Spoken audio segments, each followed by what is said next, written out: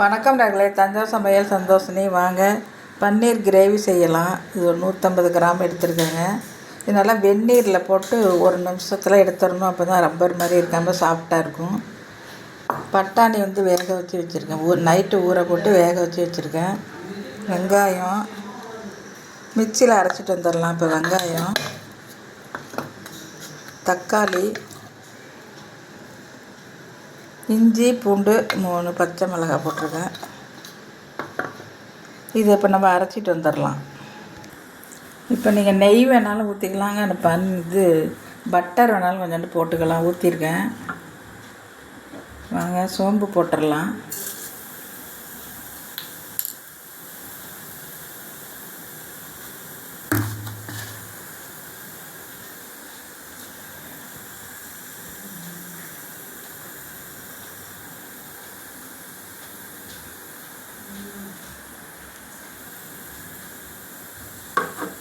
இப்போ கருவேப்பிலை போட்டுடலாம். அரைச்சதை இதில் ஊற்றிடலாங்க.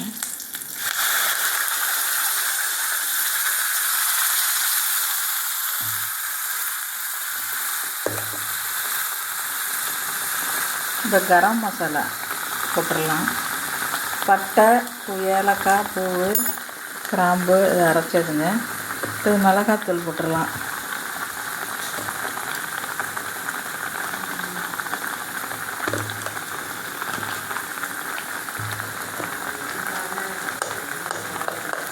மஞ்சத்தூள் போட்டுடலாங்க. பச்சை வாசம் போக நம்ம இதை வதக்கணும்.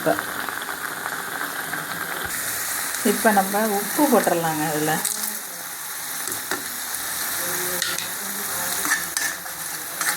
நல்லா வதங்கிட்டு இப்போ நம்ம பட்டாணி போட்டுடலாம். ஏற்கனவே பட்டர் மசாலா போட்டிருக்கேங்க நான். இது பட்டாணி போட்டு இது ஒரு வித்தியாசமாக சூப்பராக டேஸ்டியாக இருக்குங்க. சப்பாத்திக்கு, தயிர் சாதம், பூரி, புரோட்டா எல்லாத்துக்குமே சாப்பிட்லாங்க. சூப்பராக இருக்கும். நீங்களும் செஞ்சு பாருங்கள்.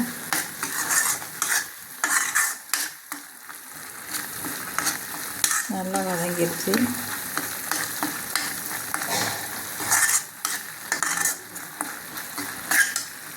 இப்போ நம்ம பட்டர் போட்டுடலாம்.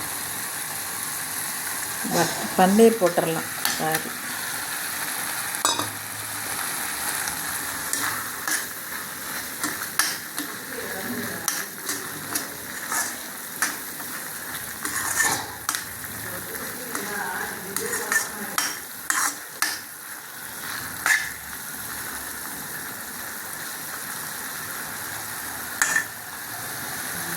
அவ்வளவுதாங்க.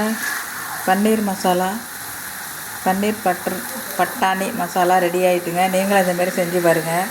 வீடியோ பிடிச்சிருந்தால் லைக் பண்ணுங்கள், ஷேர் பண்ணுங்கள், சப்ஸ்கிரைப் பண்ணுங்கள். வாழ்க வளமுடன்.